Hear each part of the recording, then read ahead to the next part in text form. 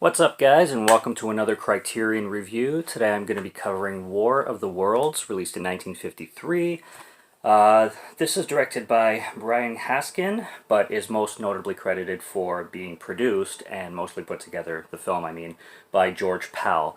Of course, this is outside of H.G. Wells, which wrote the book, and Orson Welles, which made the story most famous for the infamous broadcast that he made, I believe in the 30s, where it set a bunch of people into mass hysteria and panic, and will forever be known for that American broadcast.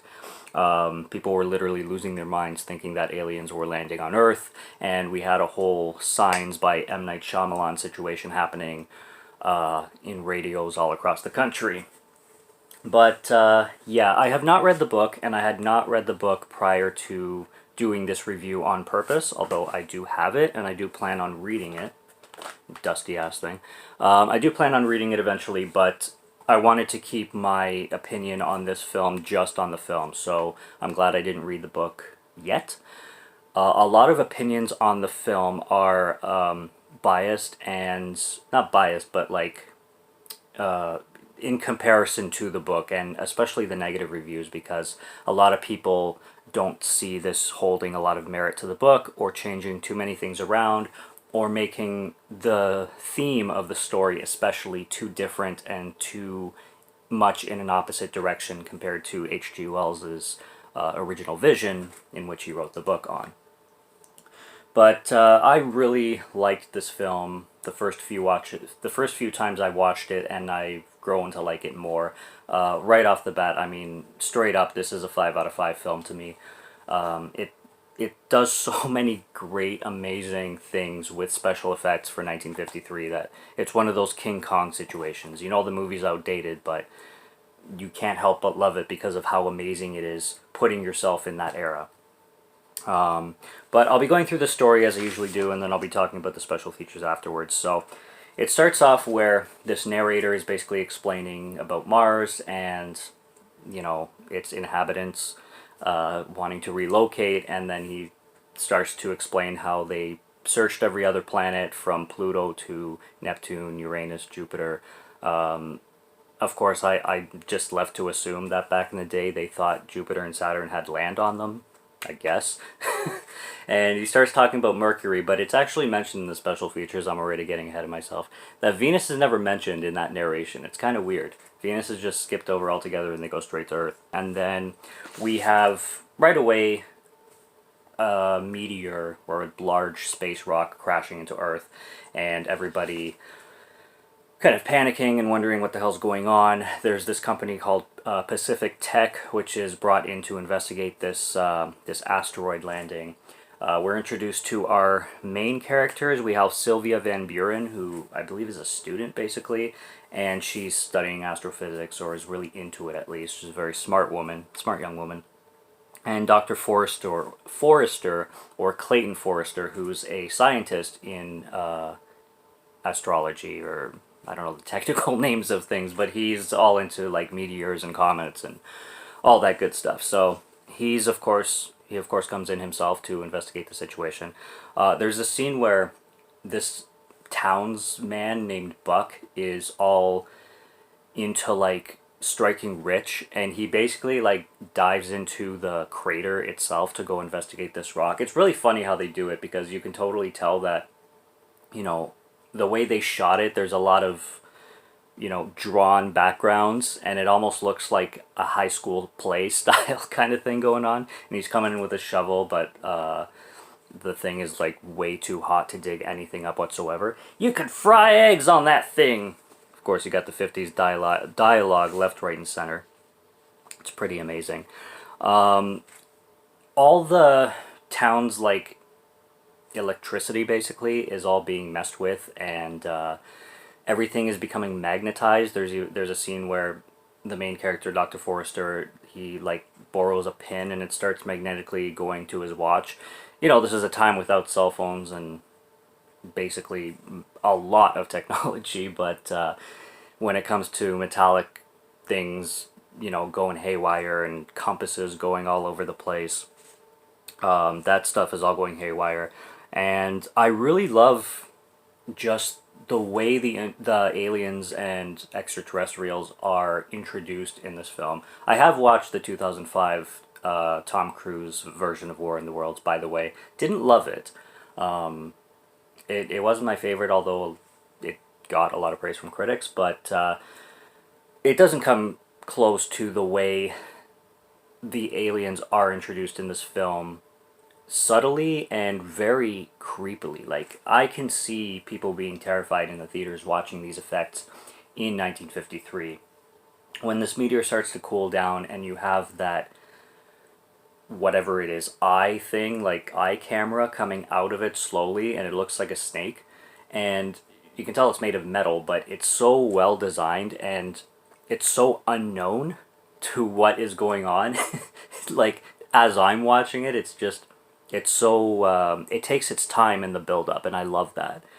And it would only have much bigger impact in the 50s. This is one of the first films, not the first, but one of the first films to be coming out in color right away, in Technicolor, which they explain a lot about the Technicolor technology, and it does sound very interesting the way they did it, because they filmed it with like 3 cameras or something like that, or the camera had three film reels going through it at the same time. Really interesting stuff. But yeah, this thing comes out, and it's like, it's got these red, blue, and green lights on it, and it looks like a face. And even somebody also mentioned in the commentary that how could the people who put this creature design together, not make this machine look like a face? It's never called a face. It's literally referred to as a camera from the ship or whatnot, and it's never. Nobody ever mentions like, oh my god, it looks like a face, even though it clearly looks like a face. It's never mentioned, but it is mentioned in the commentary. So I wonder if the creator had that in mind while he was putting it together, kind of thing. I love when these three guys are supposed to be watching the meteor and waiting till it cools down, and they watch this thing come out of it. They try to come in peace, and they're like, they're not going to understand what we're saying, and they're like, we're speaking sign language, of course they're going to understand. Anybody coming up with a white flag is obviously going to know that we're coming in peace. And of course they get radiated, and then there's this hilarious scene of them in ash with their like body parts. It looks like one of those crime shows, and it's all ash, and you can see the figures of their head and everything. It's really hilarious. I found that so 50s and so funny at the same time. I like watching my 50s films usually in black and white, but the color in this one is not something I would necessarily complain about. It is a colorful film to begin with, like especially with the aliens. They are very colorful in their design, so I guess it might work better than black and white, although I'd want to see this in black and white and see how it works that way. I don't know. Usually I'm a black and white guy when it comes to 40s and 50s though, so that's the only reason why I really mention it.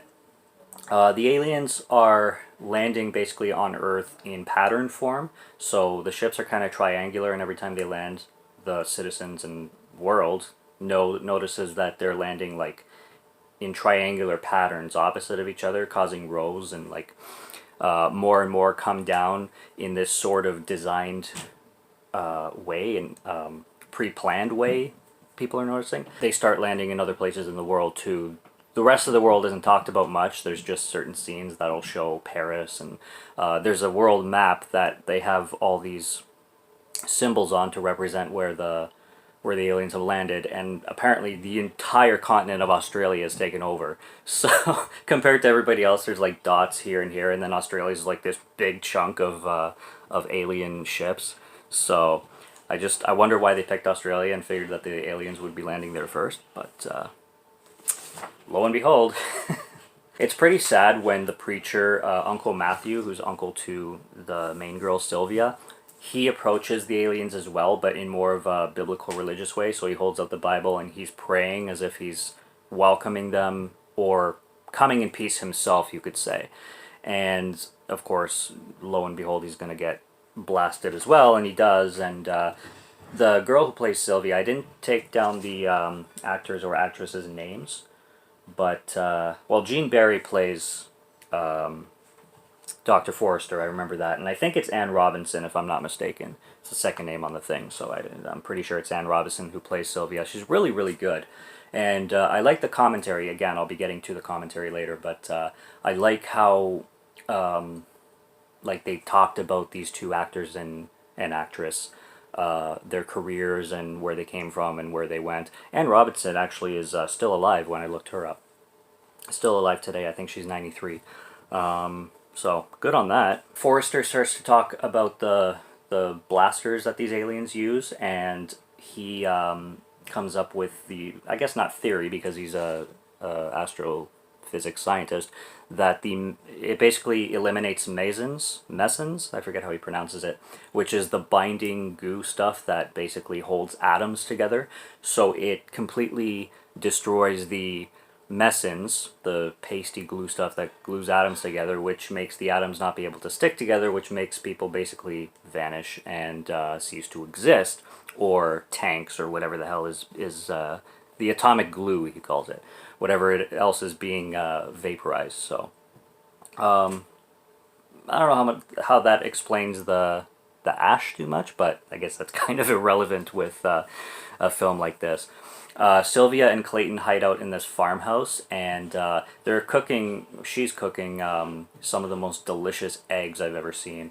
And another ship crashes basically right on the house, and somehow they survive the whole ordeal, I guess. And it also leads up to one of the most goofy alien scenes ever. That I don't know what to call it. It's a camera, but it's like a bendy metal, not pipe, but long tubular thing, I guess, that the aliens used to watch. It was in the 2005 version also. And I could see that the 2005 version was very much imitating this destroyed cabin house scene. But again, I really like it in this film better, even though it's packed with cheese. And as I was mentioning, the alien that comes out of the ship, just, it's hilarious how Sylvia notices it outside and it like scurries through a window, but it's like going like this. It's so, like, it's not making an expression or anything because its face is also blue, green, and red lights, but it has these like spaghetti skinny arms and massive, like, weird, like, long fingered hands, and it's just freaking like jolting, like, you could like insert a face onto it, like any face onto its face, and it'd be hilarious if you were making like a GIF or a moving meme or something like that. It's just so retro, and it's so 1953 in the goofiest way you could possibly imagine. If you haven't seen it, you gotta go see War of the Worlds because it's already a recommendation for me, but you have to see this to know exactly what I'm talking about and what I mean. But it's such a treat. And then you see more of the alien, and it's just this ridiculous, like, purple spaghetti-armed alien. And Sylvia's so terrified of it. It's like screaming. She's a good screamer, by the way. She would make a good, like, final girl in a horror movie, if they or like if she was in like a Universal Monsters movie or something like that. Which, I mean, you could consider War of the Worlds a monster movie, not Universal monster movie, but a monster movie. I love how they make a run for it from this destroyed house at literally the perfect time, because they're just randomly, they're like, we gotta get out of here, and then they run, and then as soon as they're out the door and running through the field, the house gets blasted. So somehow they just ironically picked the perfect time to get the hell out of there before the whole thing got blasted into nothing. And then I really do like the climax and the way they built the sets in this film for the climax, because the aliens are floating all over, and it's mentioned that they have like invisible legs, like they're kind of they have this kind of invisible force that's keeping them in the air, so they're not technically flying, but they're blasting everything in sight, and everybody's going to mass hysteria, and you have this whole like what do they call that biblically, the when the flood came and everybody went to the mountain with two of every animal or something like that, people were starting to like run for the hills in that kind of manner, and the whole screen was packed with people. I mean, the amount of extras they had on this was crazy, and even the city where Forrester is running around all over the place, and eventually he runs into the church, and everybody is praying for a miracle. And this film does get very biblical, and a lot of people in the special features and in a lot of reviews that I've read have a problem with that because it pulls away from what H.G. Wells wrote in the novel, apparently. H.G. Wells is also known for being extremely agnostic, which I don't see why that would be a problem, because I would see if he was full atheist being a problem, but as an agnostic, would it really be that much of an insult to H.G. Wells to make this film a little bit more on the religious side? I don't know. I don't have a problem with it. I was raised religious, so I don't see why people are like, I don't want any of that in my movie, but it is what it is.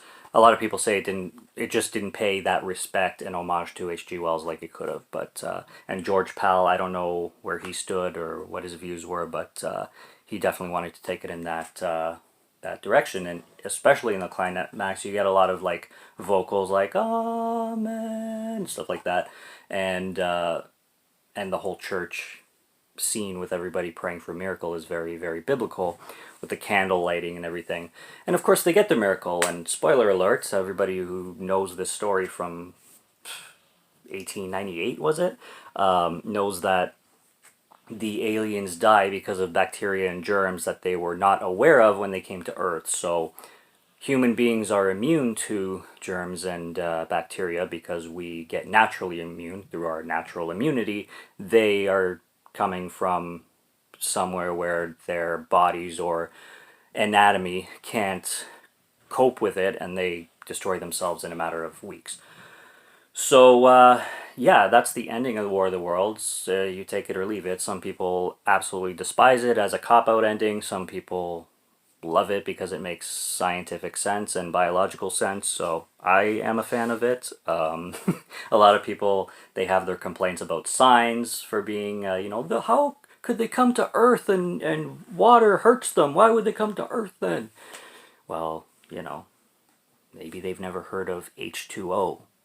It's possible that there's no H2O somewhere else.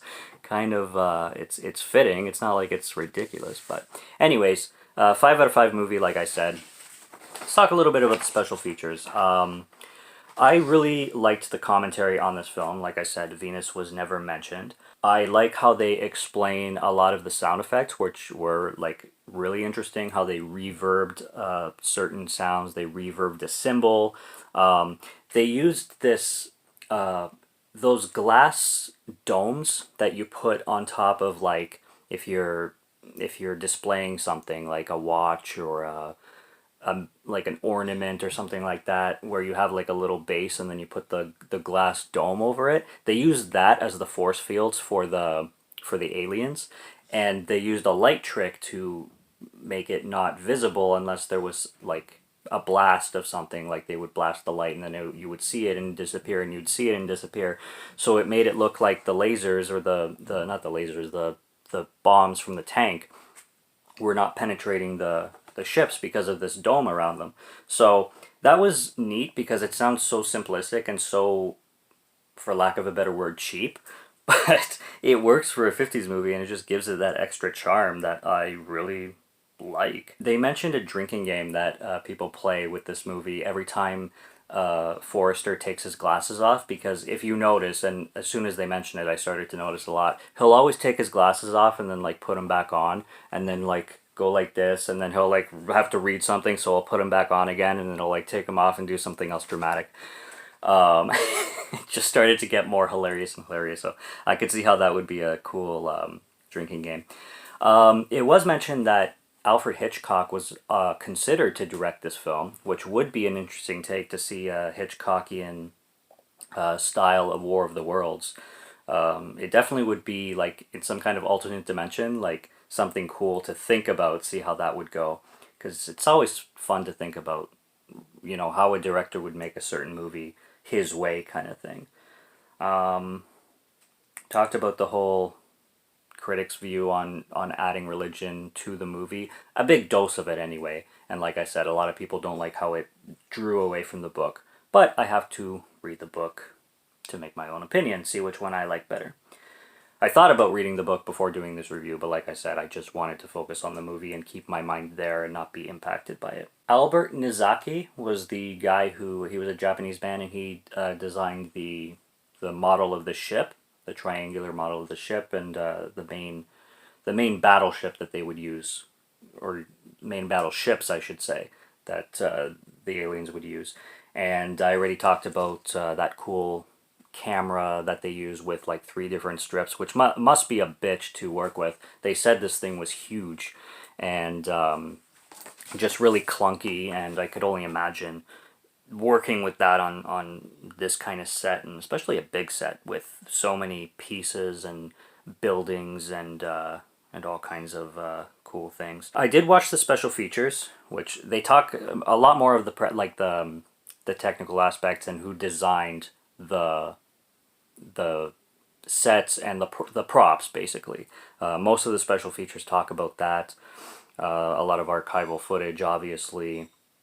There's The Sky is Falling, which is a 2005 documentary about the making of the film. Mercury Theater in the Air, radio play of the War of the Worlds. So you do get the original broadcast from 1938. It's an hour long, and I'm very interested in listening to the whole thing because I've only heard of it.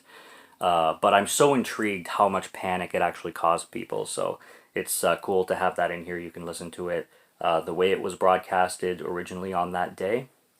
Oh, and shit, I was supposed to read the essay too before I did this review. Damn it. I always mean to read the essays because they're another one of my favorite parts. This one is written by Jay Hoberman, and it's called Sky on Fire. And, I mean, Criterion's a gem of a company for giving you so much more than just the film, you know? And I've always been like that. Maybe it's just a movie fan thing, but I've always wanted to go beyond films, and I'm so intrigued on the history and background of them all. And from the archive, there's a new program about the film's restoration with Baron Burrett and Paramount Pictures and Andre Callis. Like I said, I watched the special features, but I found them very similar to each other. So I found there was a lot of repetition, so there's not a lot to say about it. Like, they explain who designed the ship, like I said, and how they made the sound effects, the creature effects, and the visual effects, like the glass dome and such. But the commentary was my favorite, and like I said, I apologize for not reading the essay, but I will want to get to that for sure.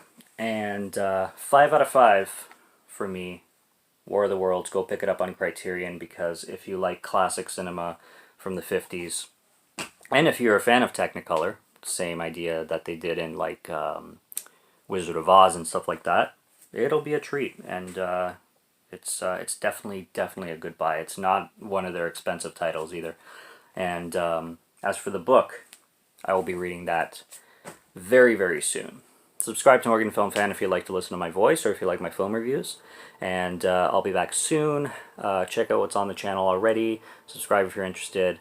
And until next review, take care, have a good one, and cheers.